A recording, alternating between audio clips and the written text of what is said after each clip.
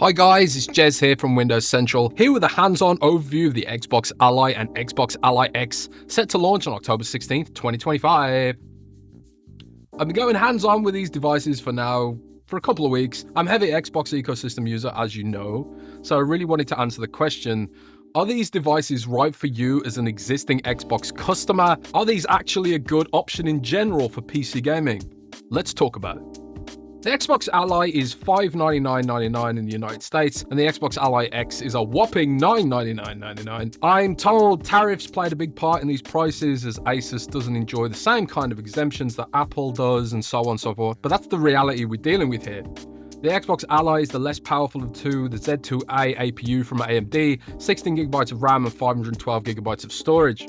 The Xbox Ally X has a more powerful Z2 Extreme APU, 24GB of RAM and 1TB of storage. The Xbox Ally X also has an NPU, which will have features that'll light up over the next year. Both have a 7-inch IPS panel up to 120Hz with variable refresh rates, and the full spec breakdown of these can be found in the full review in the description. Out of the box, you get a 65-watt charger and the PC gaming handheld itself. It's not difficult to upgrade the SSD. You can also expand the storage using micro SD card slot on the top. First, let's talk about ergonomics. The Xbox Ally and Xbox Ally X both sport very similar design influences from Microsoft. The grips are clearly Xbox controller inspired, and although they look a bit weird maybe, they do feel absolutely fantastic. This is a handheld that you can play around with all day and not expect to feel a shred of fatigue. Like its predecessor, the Xbox Ally range is lightweight with a good sense of balance. These devices run very quietly even on turbo mode and have decent speakers that are as loud as they are vibrant. All of the inputs have been improved, and while there aren't any Hall effect sticks or buttons here, they do feel reassuringly high quality, much like a standard Xbox controller. My original Xbox One controller from 2013 still works, so I'm not really concerned about the hardiness of the device. What you might be a little bit more concerned about is battery life. Well, battery tech being in the cul-de-sac that it is, don't expect to get vastly improved battery life over previous ROG Ally or similar devices. The Xbox Ally X will give you about 90 minutes to 2 hours for a AAA 3D game, depending on how high you set the TDP. A 2D game running on silent mode, you could easily get up to 4 hours, maybe even further with compromises in screen brightness and things like that. Like any gaming PC, you can heavily tweak your experience here. If you set the screen 720p and set games to low, running at 30 frames per second, you can run the device on a lower wattage to boost your battery juice to complement. However, if you push it into turbo mode, you can easily run games at 1080p 60 if they're well optimized at the cost of battery life. You can always plug it in, of course, using the USB 4 ports on the top for maximum playtime and maximum performance.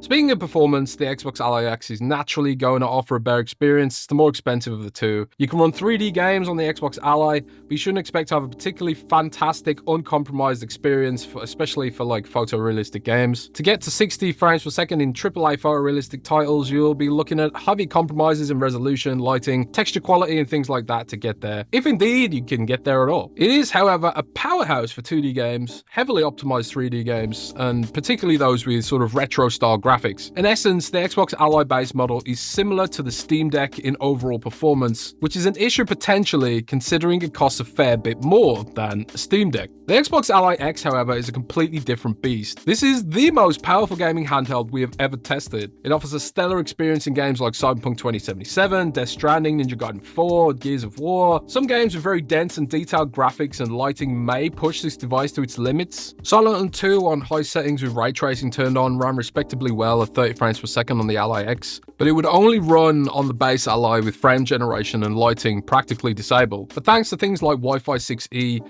Xbox Cloud Gaming and Nvidia GeForce Now is always an option. Ultimately, you need to decide if you actually need a device like this in your life. The Xbox Ally X is a fantastic companion for any PC gamer or Xbox ecosystem user. It is priced, in essence, as though it was a mid-range gaming laptop, which is essentially what it is. You can run AAA games comfortably with tweaks on this thing, but it will set you back $1,000. As someone who travels a lot, plays AAA games, and battles over the TV frequently with family members, it does suit my gaming lifestyle, so I absolutely love it. What is potentially more complicated to answer is whether or not the base Xbox Ally is worth it. The Xbox Ally competes with older stock from the Z1 Extreme range. Past-gen PC handhelds like the ROG Ally and the Lenovo Legion Go will give you a better experience than the Xbox Ally. The Xbox Ally will offer the superior software experience with boosted ergonomic, but once you're gaming, that doesn't really factor as much. For only a little more, you could get a regular Asus ROG Ally Z1 Extreme, which is more powerful. Or you could spend a little less and get a Steam Deck, which is similar in power and potentially more optimized too,